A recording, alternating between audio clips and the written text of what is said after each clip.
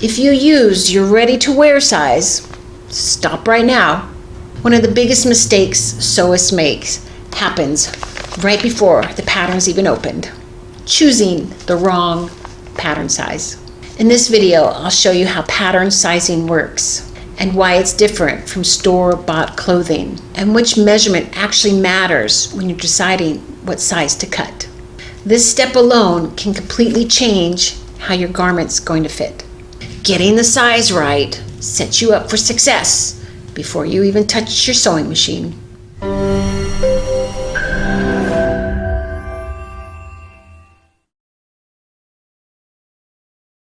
So now we determine what size you're going to get. Sizes are up here. Which one you want to do? Let's say we're going to do B right here. And we flip it over and then we're going to look at B right here. And then we're going to look at top A, B. And then we're just going to focus on that. We're going to find our size.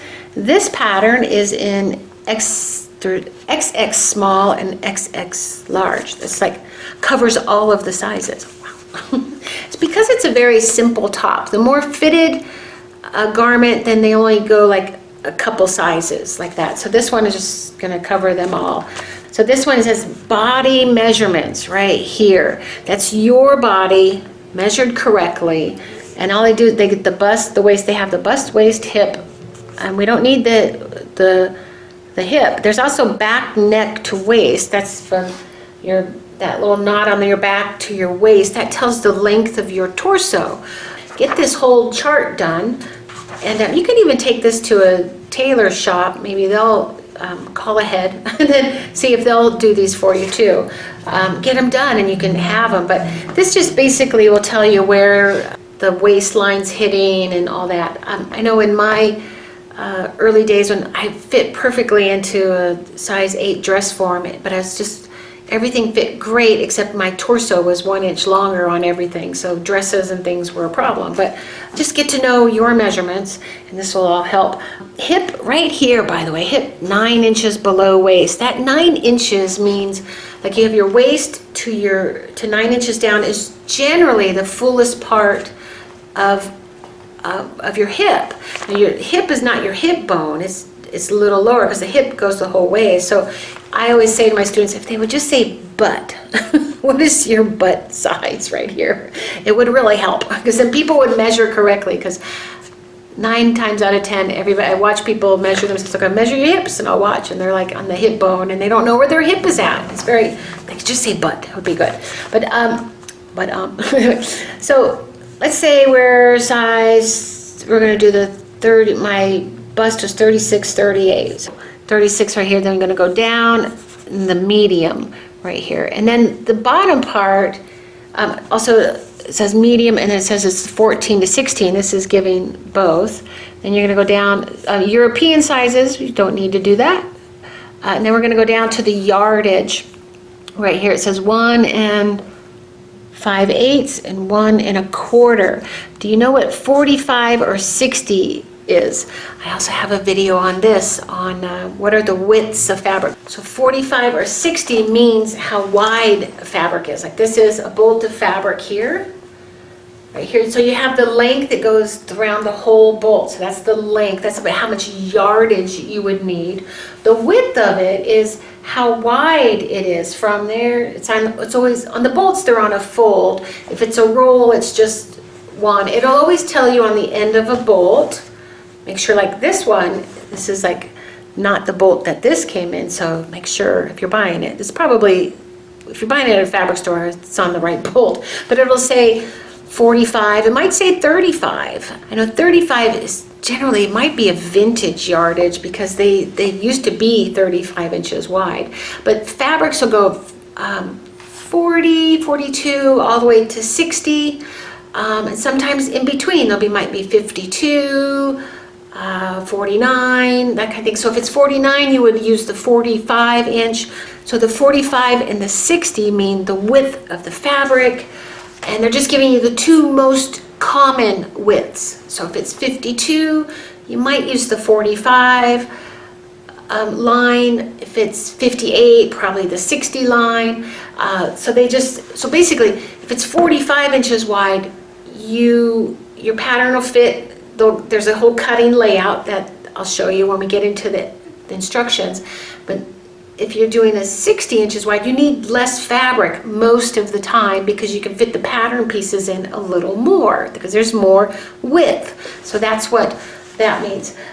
So you would come down to your size, you need because look at the difference here. 45, you need 1 5/8. If it's 60 inches, you need 1 1/4. You need less on this pattern. Sometimes there's no change. It's just that pattern uses up the whole width around there. So you just want to look at that. Then there on this one is the contrast sleeves. Right here, contrast sleeves. 1/2 yard of 60 inches wide. So now you're looking at it like, okay, what if it's 45? That is actually when I would be at the store opening this up and looking at the sleeve shape. So I would open up here. We're going to get into this later, but right now we need to get into this. I would look at the sleeve shape. It looks pretty normal to me. If I wanted to, then I would look at why are they doing this? Contrast sleeves. Because 60 inches wide is saying it needs a wider sleeve. Then I look at it and determine, well, I could get away with 45, but then what I might do is actually get a little more if I was a little nervous on the 60, because sometimes if you're off this much on the fabric, then you're off the whole way. You have to actually go buy more, so it gets a little confusing. Finished garment measurements are often overlooked, but it's the main tool. This formula will tell you, but it's the main formula that will tell you how the garment's actually going to fit. In this video, I'll explain what these measurements mean and how they're different from body measurements and how they'll help you understand ease, fit, and style before you even sew. One of the things you're going to find on here, I have a whole video on this section too, is called Finished Garment Measurements right here, including design and wearing ease. So I do have videos on design and wearing ease because it's it's basically the formula of a pattern for you to understand how the pattern maker has designed this to fit.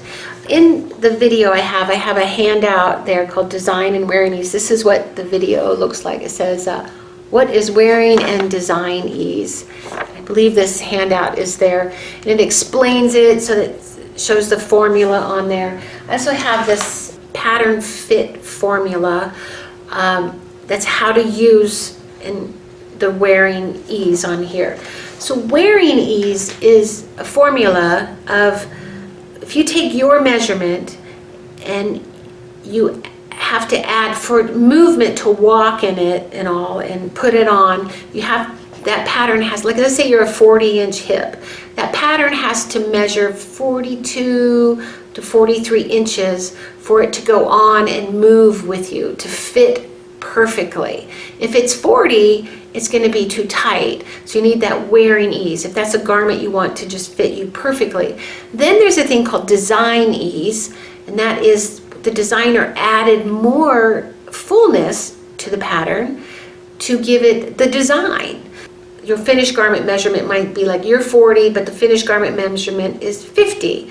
So out of that extra 10, from 40 to 50, is the wearing ease, which will say it's 3, and then it has 7 inches of design ease in there. So I explain all of that. Now that is one way of how I can tell how a pattern's going to fit and how much play we have in the measurement on there. So it's a lot of math going on. It's that's why you want to start with easiest patterns and figure it out as you go, and then watch those videos on understanding wearing and design ease, and then kind of look at that on the back envelope, what that measurement, what that finished garment measurement is. And also it's on the patterns themselves too. So when we get there, I'll show you where they put them. They usually put them at the hip and the bust. Once in a while I'll find it at the waist. I don't see the waist there, but the wearing ease on the waist is just 1 inch because the waist has to fit really snug, but you need that 1 inch wiggle room in there to for it to be, not too snug right there. So wearing and designing is very important to understand pattern fit. Once you know how to use this information, you can choose your size without crossing your fingers. Understanding finished garment measurements puts you in control of how your sewing project is going to fit. And the next video is all about fabric suggestions and what's the best one for that pattern. All right, I'm Chanel from Future Fashion Designer Sewing School. See ya in the next video.